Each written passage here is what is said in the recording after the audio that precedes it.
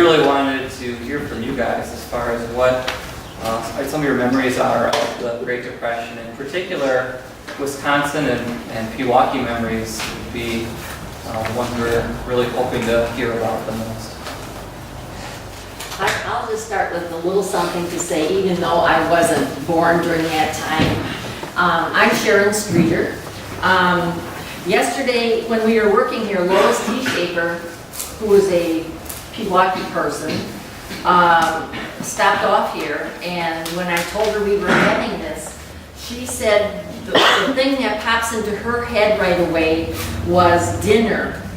And there were 5 children, and they had old bread and a bucket of syrup on the table, and that their dinner sometimes.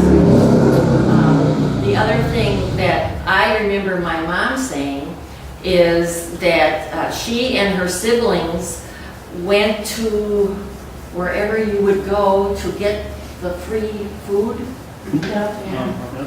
And they had a wagon, and they would pick up the wagon load of food, which included a big bag of flour, and take it home. But she said the flour usually had bugs in it, but you would sift them out, and you would still use them because you didn't have anything else. So those are just the little There stories. was a building they call it the Commodity House. And that's where they went to the old building. And most of the stuff wasn't very good to have either. Can I say something to these kids too? Yes, please. I want you to know, I'm an old soldier. I was in the Second World War. You have to be very, very thankful to be an American citizen. Because during the war, the only thing that helped the whole war was the United States.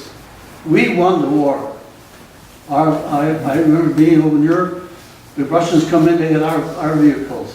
Over in Japan, they had our vehicles. Our country, you are here today because our United States backed all the countries. England, France, Italy, all this, we backed it. Our money backed it. Your father and mother backed it. So when you want to read about, if you want to read a good book, read a book by President Roosevelt. Now everybody's picking on Obama today. They shouldn't pick on the President of the United States. So you read the book on Roosevelt, what he went through to get us keeps out of the war, and then get us into the war so we could win it. We are here because we are the United States. Thank you very much.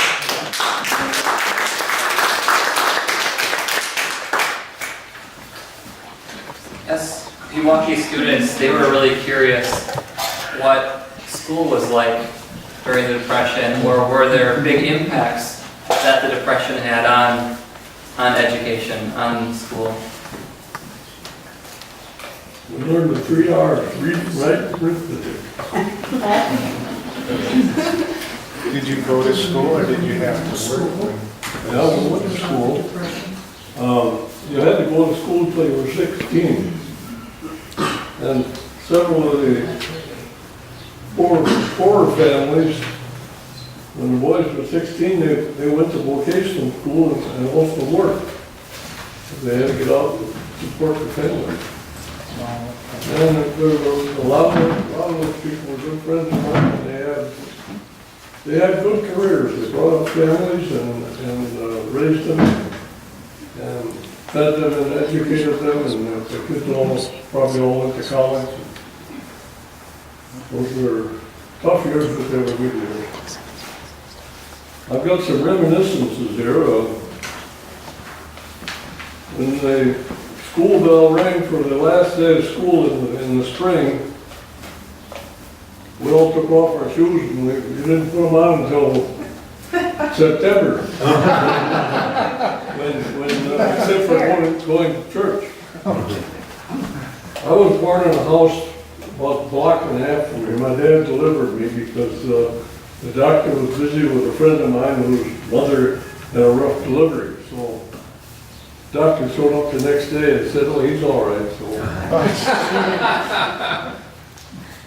when I was 5 years old, my dad was in business. He was in the oil and gas business, selling gas and oil to farmers.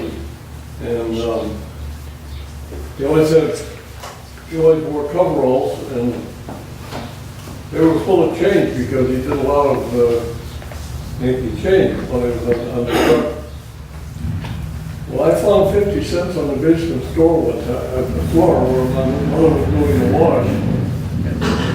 And I was 5 years old. I headed down to the grocery store, block and a half away, the Alton's over here on Park Avenue. And I stood in front of the candy counter and I said to Mrs. I'll have some of that and some of that. She said, where are you going to get the money? I said, oh, I've got 50 cents. Well, she called up my mother right away. And I went home with my tail between my legs. Well, 50 cents in those days to buy 3 pounds of hamburger. Oh, yeah. Sure. My dad used to do a lot of bartering with the farmers. If somebody owed him a bill, he would, one time I remember he came home from farming, he had a half a hog, a dozen live chickens in a bag, and a note for $40. That was for a $100 bill that was owed to him. And so my mother did a lot of canning for that reason. I don't know if you know what canning is. They say those who can do something else.